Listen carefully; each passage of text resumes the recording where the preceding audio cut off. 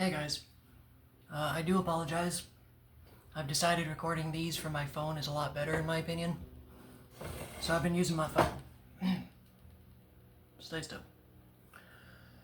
Now, if you've seen my last video, I honestly didn't think I was going to be posting more after that. It's kind of in a weird spot after that. However, the universe be messing with me today. Because, I had a brand new tarot deck calling out to me today. And what I mean by that, honestly, you know, I don't really see these in the other people's videos. Normally they just come in, do a reading, and talk about it. Mine, I'm actually going to share part of my personal story.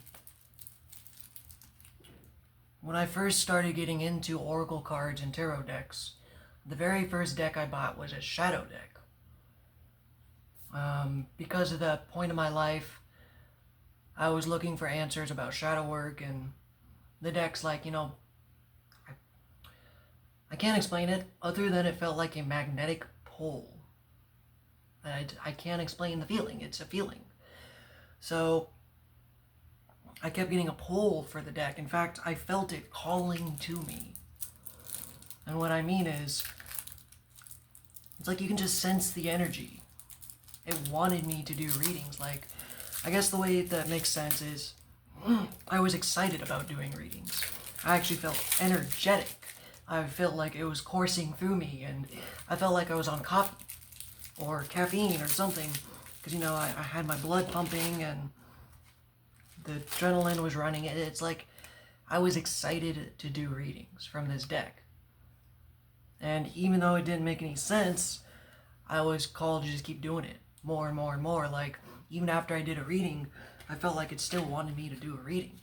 I'm just like, this doesn't make any sense. Well, like, I felt addicted to the deck. And it kind of scared me, I'm not gonna lie, because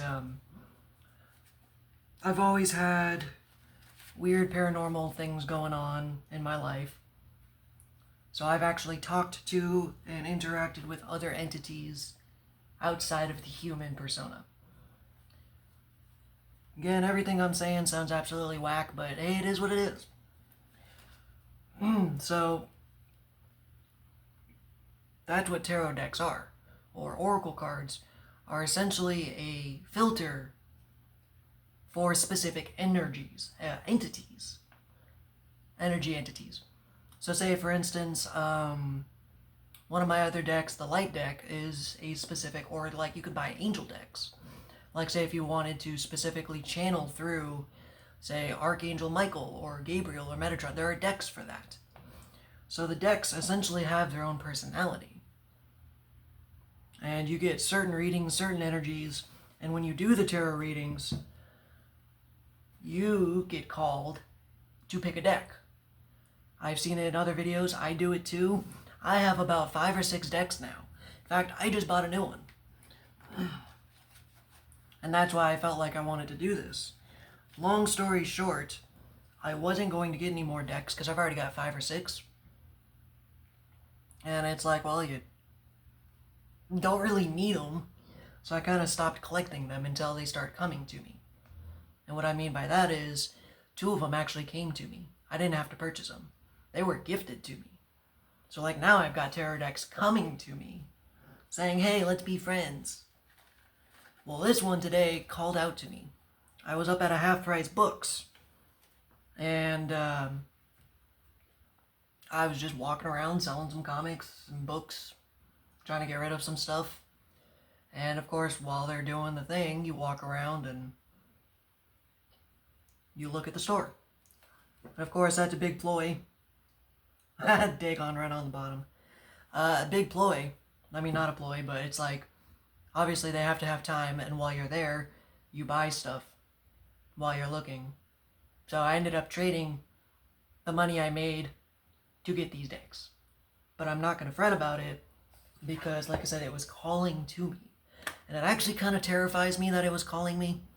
It's because of the kind of deck it is. I don't know if you guys can see that, but it's the Necronomicon Tarot deck. And this is actually tarot, real tarot, not the oracle cards. And there is a bit of a distinction. I don't know what it is, but I know there is. Like, I don't know the distinction right off the bat, but I mean, like, they're actually different sized cards. These are real tarot cards. And I'm a little concerned. And the reason I'm concerned about playing in this energy is A, they were calling to me. Whenever I have energies called to me, you gotta be careful, because that's how I haunt myself all the fucking time. Like, I'm sorry, this ended up being more story time than tarot time.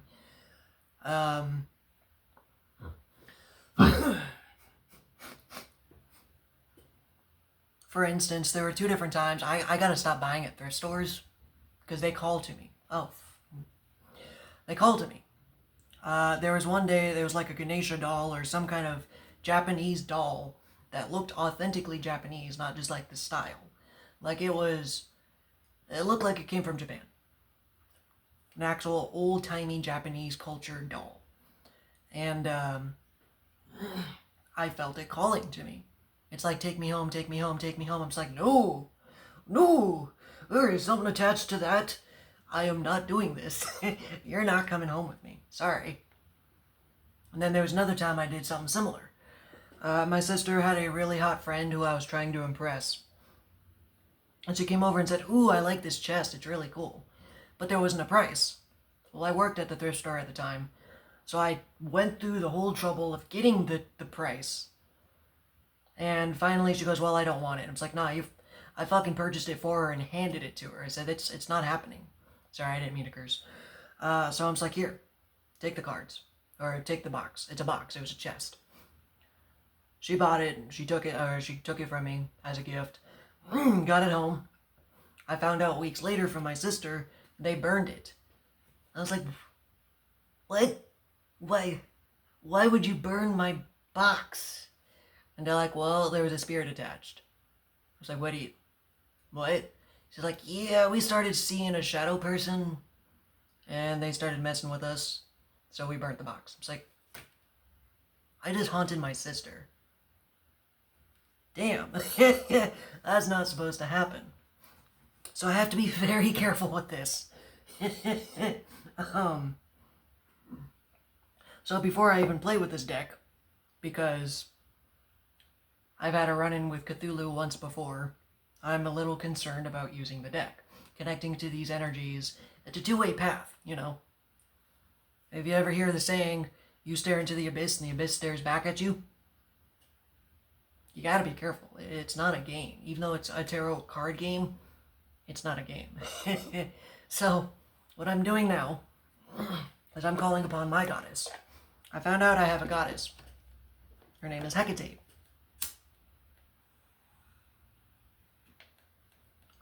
So I'm trying to get into this. Miss Hecate, I ask that you protect me. I call forth your protection during this reading. And specifically love and light only. Even though I'm messing with a darker deck which is perceived as darker entities, I'm going to use it anyways. I just got to protect myself, you know. Get some crystals. I got my crystals.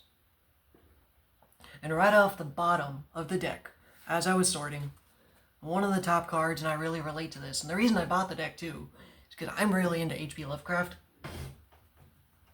And that's what these are.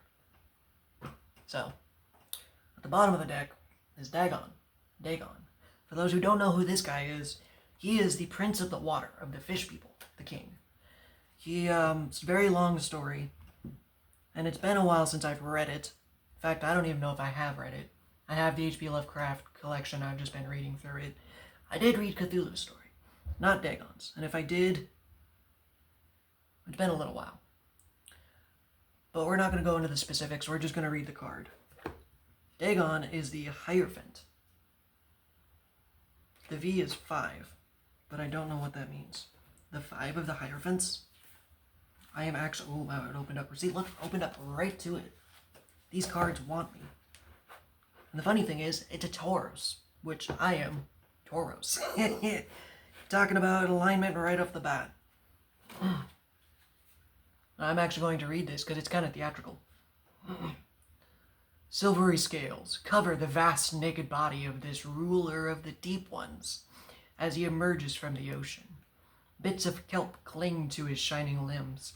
Like the amphibian he resembles, he appears to be sexless, but this is a depiction of the fallacies.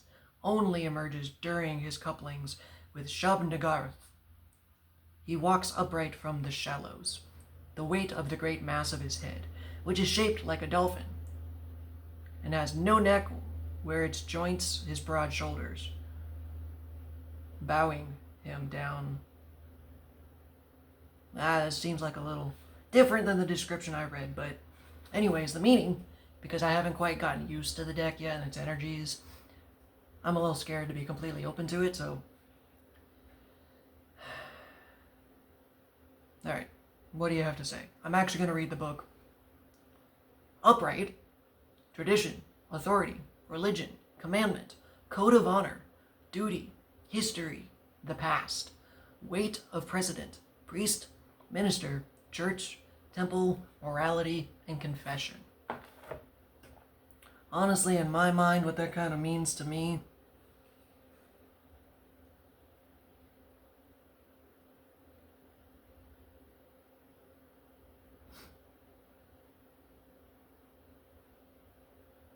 You are the Hierophant. That's what it is.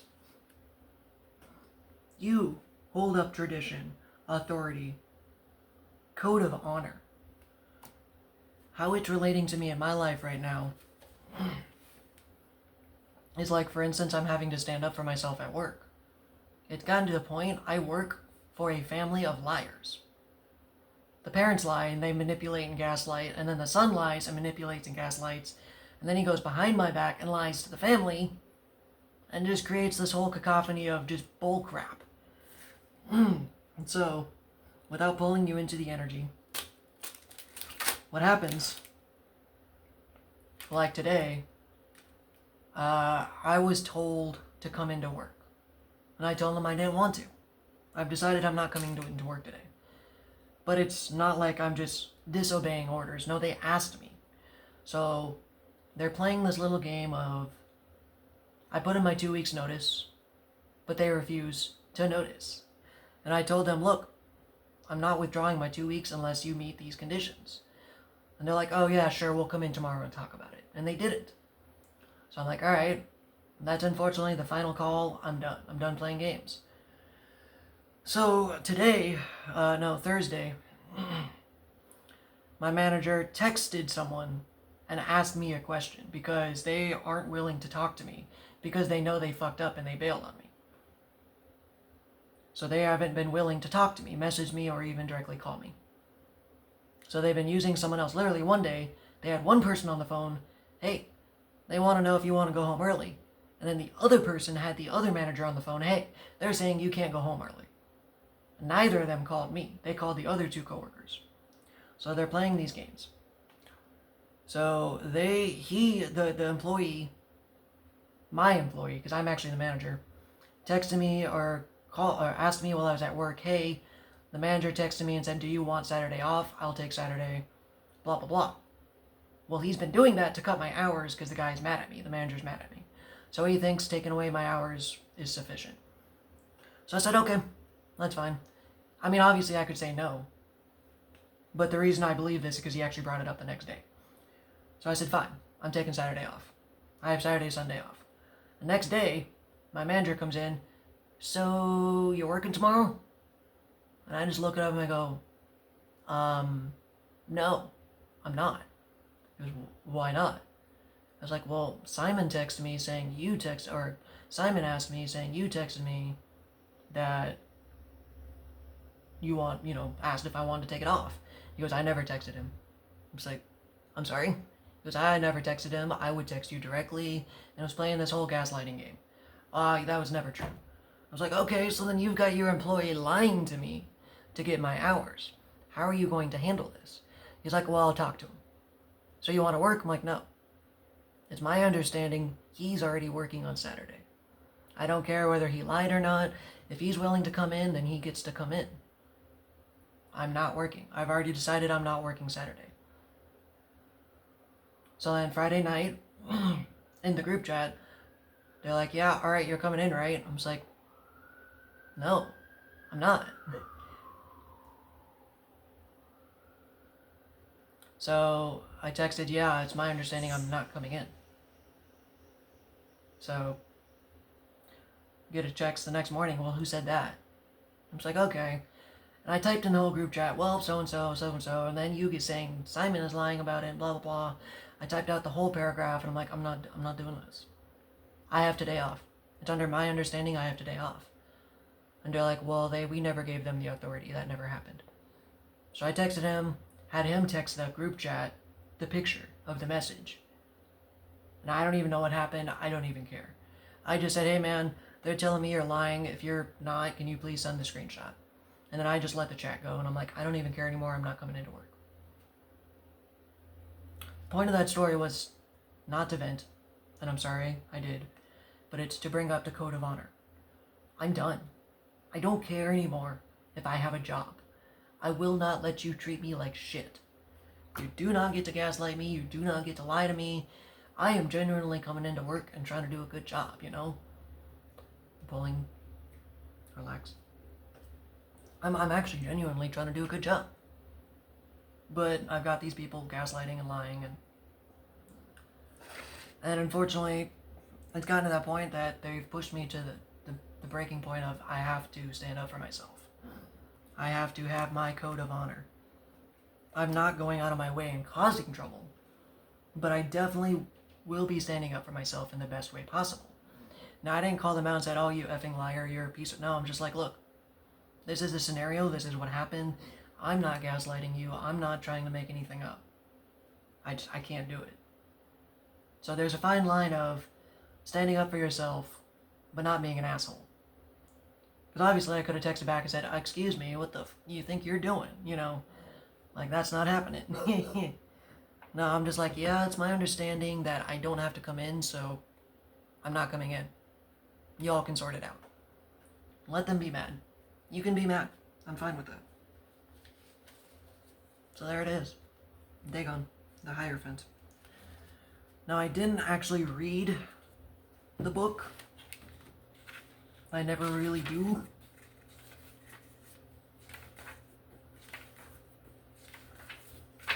Does it actually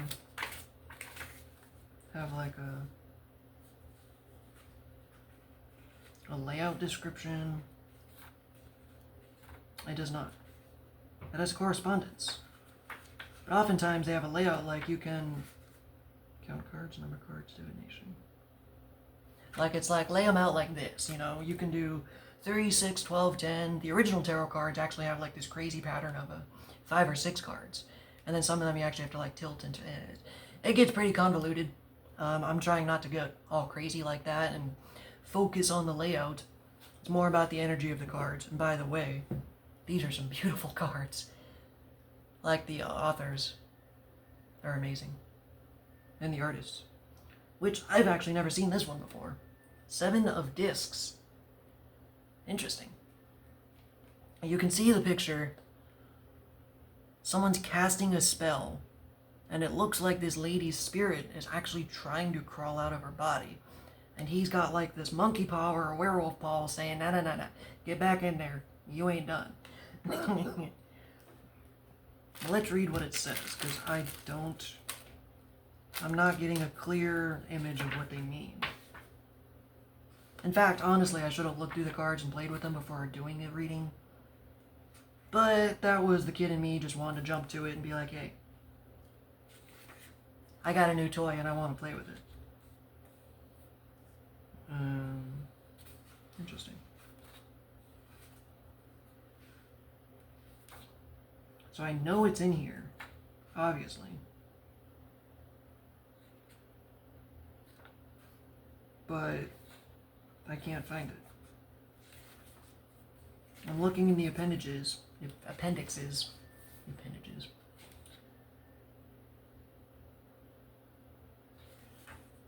Okay, so those are the trump cards.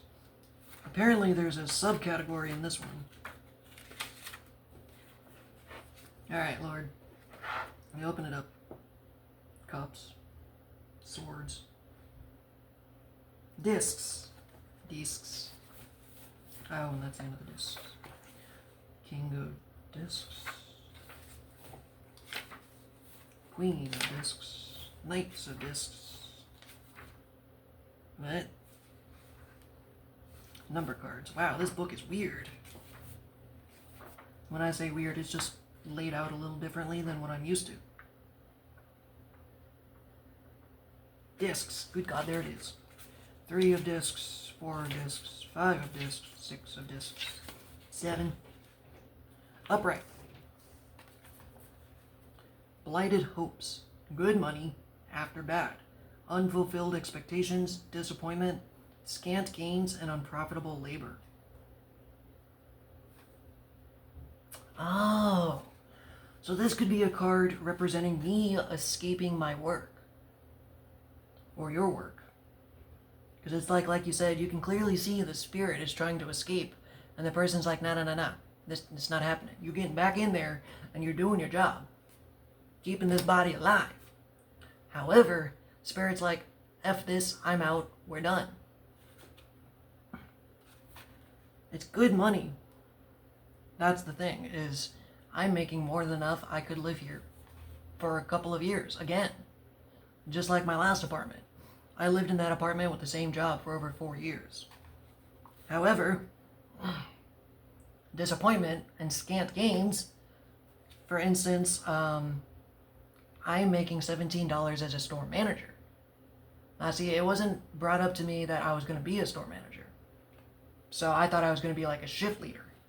So I got hired, and then they're like, oh yeah, you're the store manager. It's like, alright, well I need more money. And they're like, yeah, in like 3 or 4 months. It's like, I'm sorry, what? Well, the very fact that you can't even show up to talk to me one day at work when I'm threatening to quit makes me think you're not going to give me a raise. In fact, I can't even get you to do anything for me.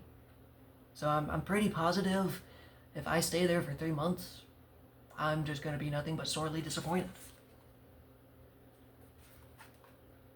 Unfulfilled expectations, unprofitable labor. So the thing that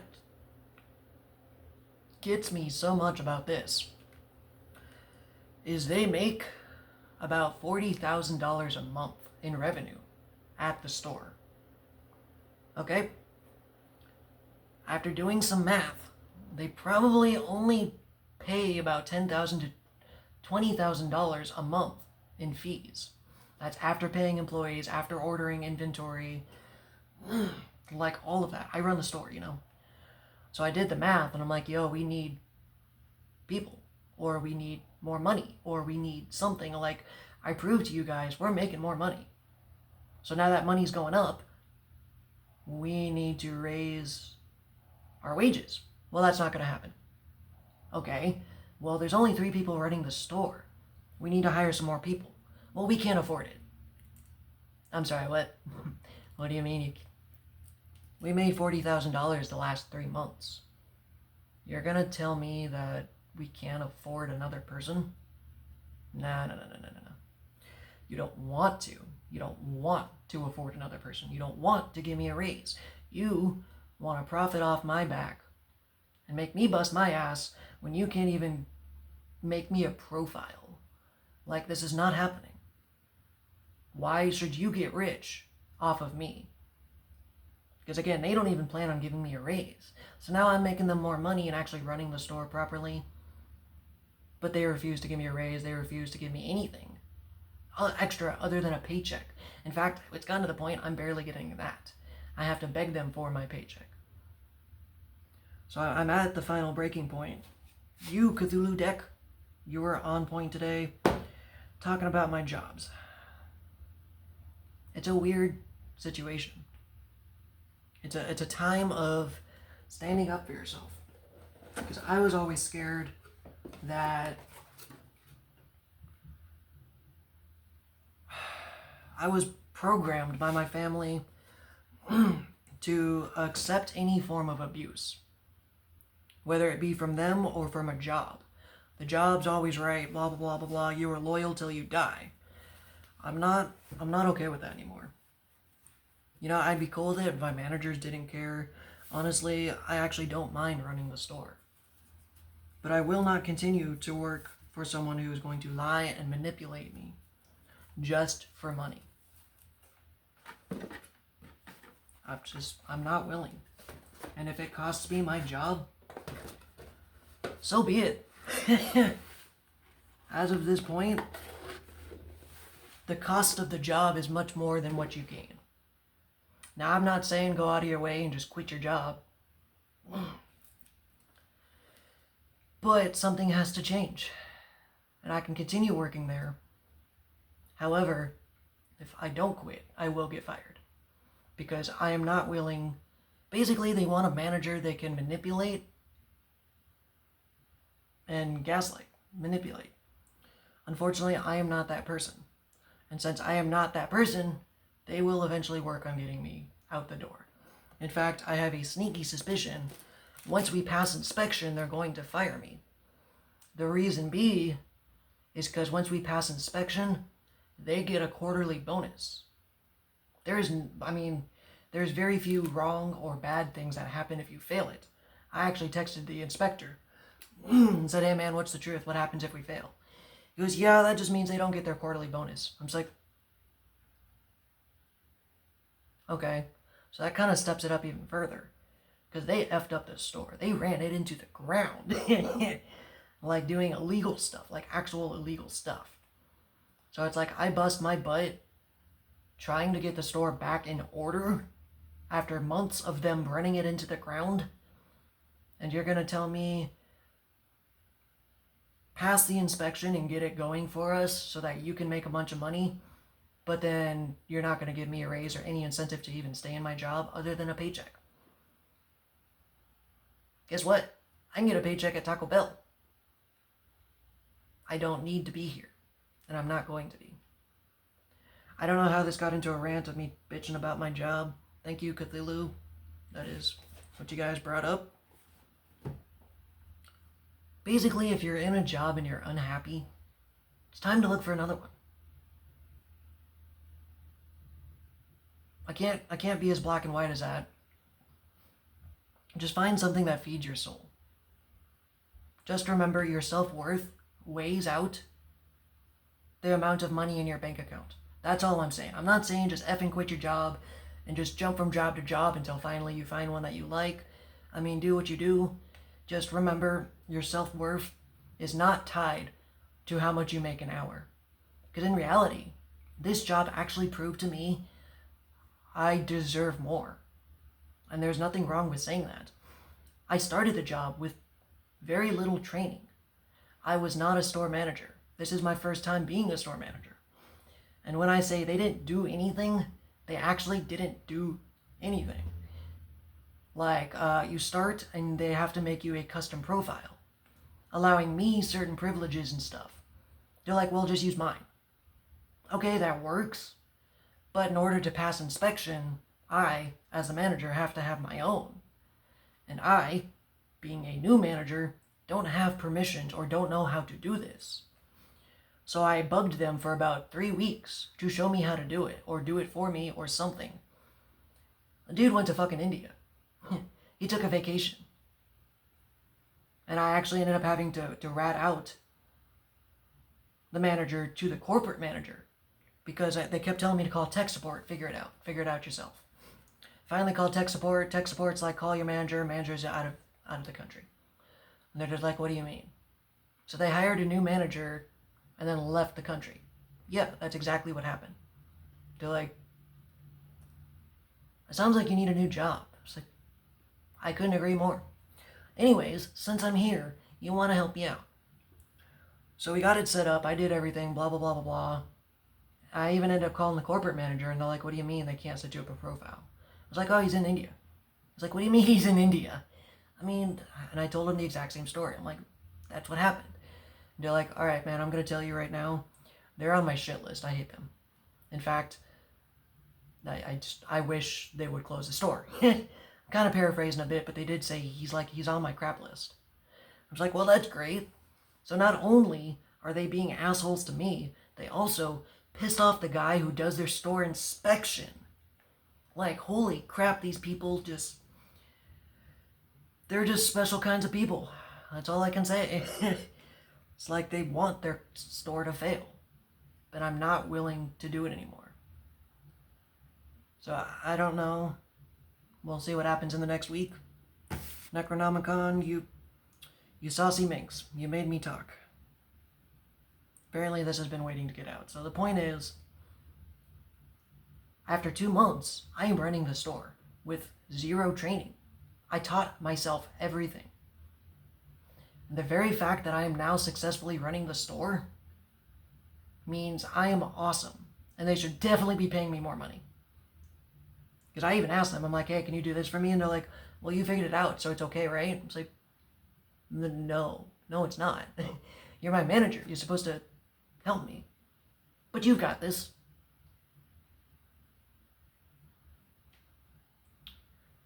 I am worth more than $17 an hour. Apparently. So, you want to throw me to the wolves, I come back, you better learn to pay me like the king of wolves. How about that? Does that make sense? I've displayed my skill, I've displayed my smarts. Yes, I should be compensated for that, and so should you. So, I guess that's it. I don't even know if I want to upload this. I feel like it was kind of negative. In fact, I'm wondering if that's part of the deck or that's just part of me wanting to get it out. I'm sorry if it was negative. Just overall point of the video was your self-worth is not tied to your paycheck. Okay? Just know that. It is not tied to what they tell you and is not tied to your paycheck. Because then at the same time, I feel extremely bad, although it's not my fault.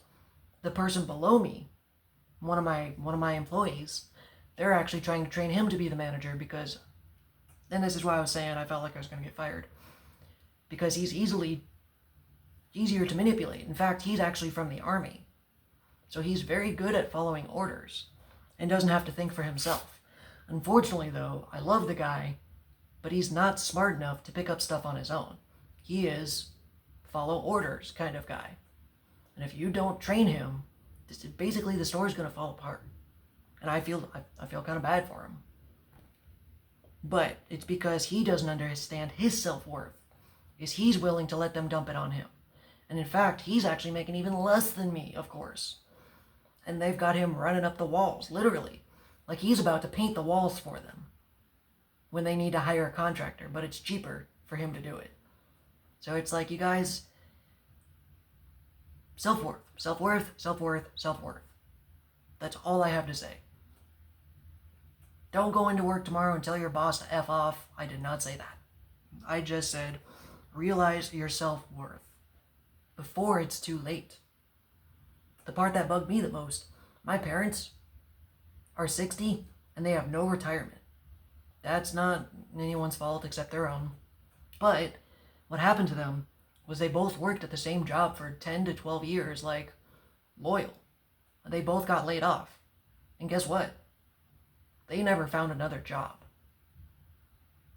And because they tied their self-worth to that job, they feel like crap right now. They feel like horrible humans. They feel like failures because they can't get another job. But the structure of society, they're 60. What do you expect them to do? In fact, my dad now works at like an O'Reilly's as a customer care representative. That destroys his ego so bad because he used to do numbers. He was in accounting. He's incredibly smart. But society says, no, you're only good enough to stand at the register and make about $12 an hour. Have fun. Your self-worth is not tied to your job. All right, I'm done. I'm leaving it at that. Okay. Y'all have a great day. I'm actually really excited about this deck. I love the art. I love all of it. And there will be many, many, many more videos coming. Have a great day.